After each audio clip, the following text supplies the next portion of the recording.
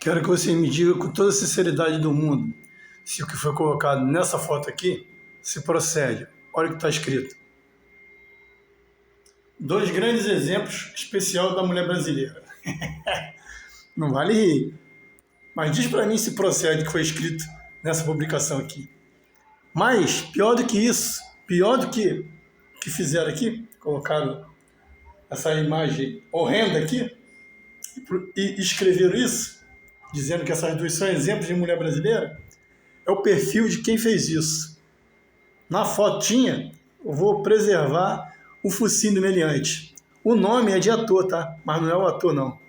É mais um amante do terrorismo, que apoia o terrorismo. Olha a bandeirinha do Hamas no perfil dele.